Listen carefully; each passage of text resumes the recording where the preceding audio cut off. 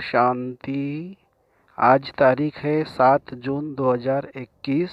अभी सुनेंगे प्यारे शिव बाबा की विस्तार से मुरली। मीठे बच्चे, अमृत वेले का समय बहुत बहुत अच्छा है, इसलिए सवेरे सवेरे उठकर एकांत में बैठ बाबा से मीठी मीठी बातें करो। प्रश्न: कौन सी नॉलेज निरंतर योगी बनने में बहुत मदद करती है? उत्तर: ड्रामा की। जो कुछ बीता ड्रामा की भावी। जरा भी स्थिति हलचल में न आए, भले कैसी भी परिस्थिति हो, अर्थक्वेक आ जाए, धंधे में घाटा पड़ जाए, लेकिन जरा भी संशय पैदा न हो, इसको कहते हैं महावीर। अगर ड्रामा की यथार्थ नॉलेज नहीं तो आंसू बहाते रहेंगे। निरंतर योगी बनने में ड्रामा की नॉलेज बहुत मदद करती है। गीत है ओम नमो शिवाय। ओम शांति।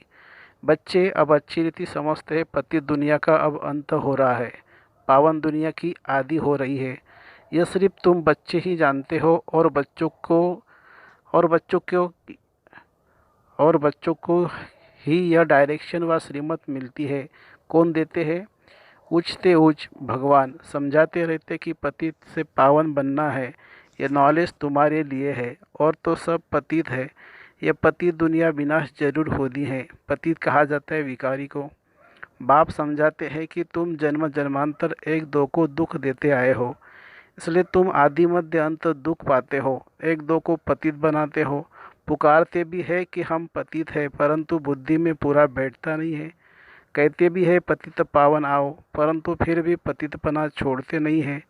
अभी तुम समझते हो सारी बात है पावन बनने की। यह समझाने वाला भी तो कोई चाहिए, समझाने वाला है ही एक। बाकी ये जो गुरु लोग हैं, ये किसी को पावन बना नहीं सकते। सिर्फ पावन भी सिर्फ एक जन्म के लिए नहीं, जन्म जन्मांतर के लिए बनना है। तुम्हारे में भी जो ज्ञानवान है वे तीखे होते हैं, रामानुसार वह नूंद है। तुम्हारे में भी महावीर पना चाहिए, वह आएगा बाप की याद में रहने से। बाप बहुत अच्छी रीति बैठ समझाते हैं। जैसे बाबा कहते कि सवेरे उठकर याद करो, वह समय बहुत सुंदर है याद करने का, जिसको प्रभात कहा जाता है। भक्ति मार्ग में भी कहते हैं राम सिमर प्रभात मोरे मन। बाप भी कहते हैं सवेरे उठ बाप को याद करो तो बड़ा मज़ा आएगा। बाप की याद में बैठ यही ख्याल करना चाहिए कि कैसे किसको समझाए। अमृत वेले का वायुमंडल बड़ा शुद्ध रहता है। दिन में तो गोरख धंधा रहता है, रात को 12 बजे तो विकारी वायुमंडल रहता है। साधु संत भक्त आदि सब भक्ति भी प्रभात को करते हैं। यूँ तो याद दिन में भी कर सकते हैं, धंधे में भल रहे, परंतु बुद्धि का योग जिस देवता का पुजारी होगा उनके पास होगा, परंतु ऐसा किसका रहता नहीं है। भक्ति मार्ग में सिर्फ दर्शन के लिए मेहनत करते हैं, मिलता कुछ भी नहीं है। उनको भी भक्ति करते करते तमोप्रधान बनना ही है। भक्ति मार्ग में भी शिव पर बलि चढ़ाते हैं, जिसको काशी कलवड़ कहते हैं। शिव को याद करते करते कुएं में कूद पड़ते हैं, शिव के ऊपर बलि चढ़ाते हैं। वह है भक्ति मार्ग की बलि। यह है ज्ञान मार्ग की बलि। वह भी मुश्किल है, यह भी मुश्किल है। भक्ति मार्ग में इससे कुछ फायदा नहीं है। ये जैसे आत्मा अपने शरीर का घात करती है, यह कोई ज्ञान नहीं है। वह भी कह देते आत्मा सो परमात्मा। आत्माभिमानी तो एक ही बाप है, जो बच्चों को समझाते हैं कि परमात्मा तो मैं एक ही हूँ। हम आत्मा सो परमात्मा कहना यह बड़े से बड़ी झूठ है। यह तो हो नहीं सकता। बाप कहते हैं मैं आता ही हूँ पतितों को पावन बनाने, सो पावन बना रहा हूँ। बाकी तो ड्रामा में जो होना है सो होगा ही। समझो अर्थक्वेक होती है, छत गिर जाती है, कहेंगे भावी कल पहले भी ऐसे हुआ था, इसमें ज़रा भी हिलने की दरकार नहीं है। ड्रामा पर पक्का खड़ा रहना है, इसको ही महावीर कहा जाता है। एक्सीडेंट आदि तो ढेर के ढेर होते रहते हैं, फिर किसकी रक्षा करते हैं?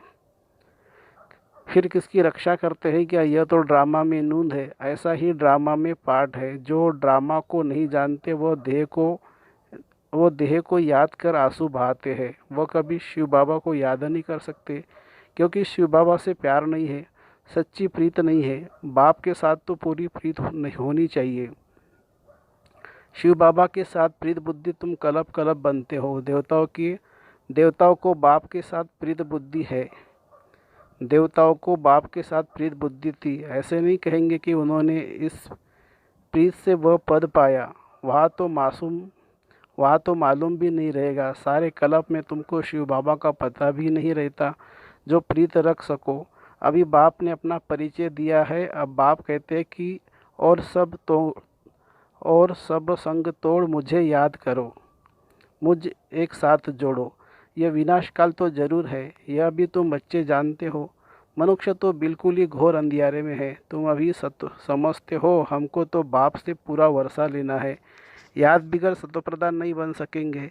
सर्जन बन अपने रोग को देखना है। श्रीमत पर देखना है कि हमारी बाप के साथ कितनी प्रीत है। अमृत वेले ही बाप को याद करना अच्छा है। प्रभात का समय बहुत अच्छा है। उस समय माया के तूफान नहीं आएंगे। रात को 12 बजे तक तपस्या करने का कोई फायदा नहीं, क्योंकि टाइम ही गंदा होता है। वायुमंडल खराब रहता है, तो 1 बजे तक छोड़ देना चाहिए। एक के बाद वायुमंडल अच्छा रहता है। बाप कहते हैं अपना तो है ही सहज राजयोग, बल आराम से बैठो। बाबा अपना अनुभव भी सुनाते हैं, कैसे बाबा से बातें करता हूँ। बाबा कैसा वंडरफुल यह ड्रामा है। आप कैसे आकर पतित से पावन बनाते हो, सारी दुनिया को कैसे पलटाते हो, बड़ा वंडर है। जैसे बाप को ख्याल आते हैं वैसे बच्चों को भी आने चाहिए। कैसे मनुष्य का बेड़ा पार करे अथवा कैसे नैया पार करे। बाप कहते हैं तुम पुकारते रहते हो, हे पतित पावन आओ। अब मैं आया हूँ। अब तुम पतित न बनो। पतित होकर सभा में आकर नहीं बैठो, नहीं तो वायुमंडल अशुद्ध कर देते हो। बाबा को मालूम तो पड़ता है। दिल्ली में, बॉम्बे में ऐसे विकार में जाने वाले आकर बैठ जाते थे। गाया हुआ है असुर आकर विघर डालने बैठते थे। विकार में जाने वालों को असुर कहा जाता है। वायुमंडल को खराब करते थे।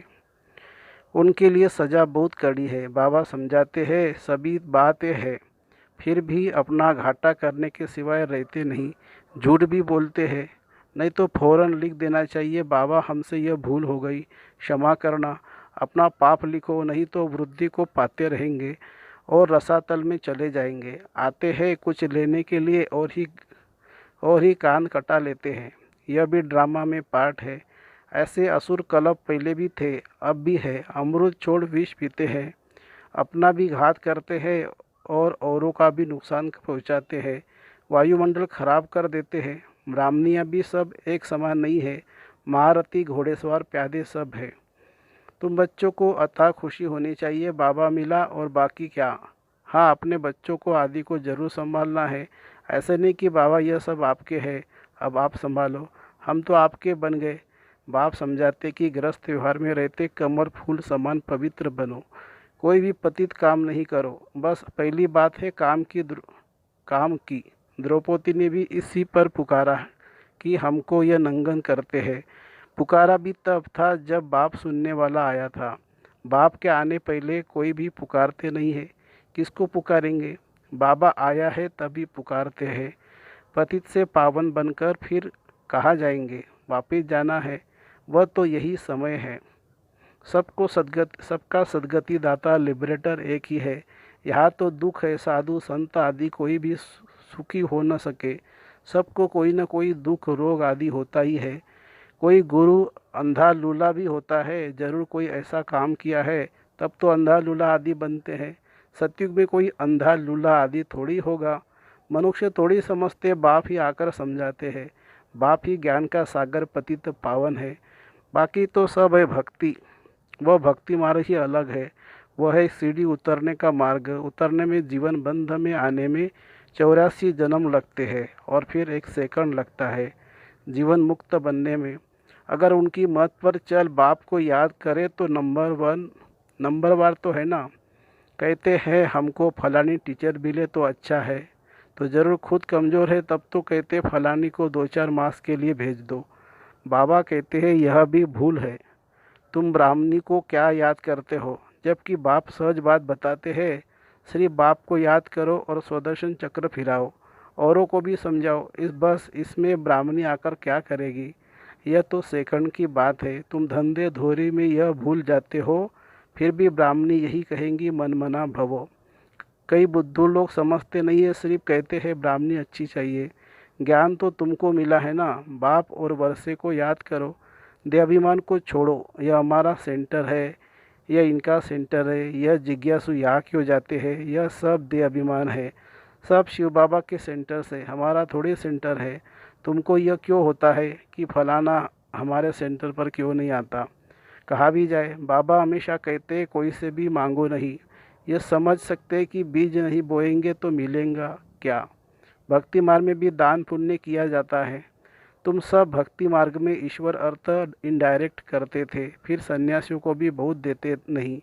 नहीं तो दान गरीबों को दिया जाता है ना, न कि साहूकारों को। इसमें अनाज का दान सबसे अच्छा होता है। सो भी बाप समझाते हैं, दान करने से दूसरे जन्म में उसका फल मिल जाता है। ईश्वर ही सबको फल देते हैं, साधु संत आदि कोई रिटर्न नहीं दे सकते। देने वाला एक ही बाप है, किसको किसके भी थ्रू देवे। बाप समझाते हैं, तुम ईश्वर अर्थ देते थे तो भी दूसरे जन्म में तुमको एवजा दिलाते थे। अभी तो मैं डायरेक्ट आया हूँ, अभी तुमको 21 जन्म के लिए रिटर्न मिलेगा। फिर तो मौत सामने खड़ा है। भक्ति मार्ग में तुमको ऐसा नहीं कहते थे कि मौत सामने खड़ा है, इसलिए अपना सफल करो। नहीं तो अब बाप समझाते, जिसको भी चाहिए यह रूहानी हॉस्पिटल खोल दो। कोई कहते हैं मकान बनाए, उसमें यह हॉस्पिटल खोले। बाप कहते आज मकान बनाओ और कल मर जाओ तो यह सब खत्म हो जाएगा। शरीर पर भरोसा नहीं है, जो है उसमें ही तब तक एक कमरा रख दो जिसमें रूहानी हॉस्पिटल रूहानी कॉलेज बनाओ। बहुतों का कल्याण करेंगे तो बहुत ऊंच पद पाएंगे। अच्छा, मीठे मीठे सिक्के लदे बच्चों प्रति माता पिता बाप दादा का याद प्यार और गुड मॉर्निंग। रूहानी बाप की रूहानी बच्चों को नमस्ते। हम रूहानी बच्चों की रूहानी माता पिता बाप दादा को याद प्यार, गुड मॉर्निंग और नमस्ते बाबा नमस्ते। धारणा के लिए मुख्य सार। श्रीमत पर अपने आप को देखना है कि इस विनाश काल में मेरी एक बाप से सच्ची प्रीत है और सब संग तोड़ एक संग जोड़ी है। कभी कोई विकर्म करके असुर तो नहीं बनते हैं। ऐसी चेकिंग कर स्वयं को परिवर्तन करना है। दूसरी पॉइंट, इस शरीर पर कोई भरोसा नहीं, इसलिए अपना सब कुछ सफल करना है। अपनी स्थिति एकरस अचल बनाने के लिए ड्रामा के राज को बुद्धि में रखकर चलना है। वरदान, निष्काम सेवा द्वारा विश्व का राज्य प्राप्त करने वाले विश्व कल्याणी रहमदिल भवो।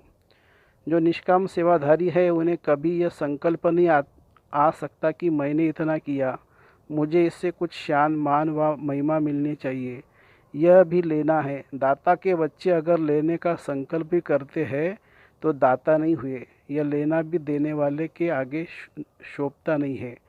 जब यह संकल्प समाप्त हो तब विश्व महाराजन का स्टेटस प्राप्त हो।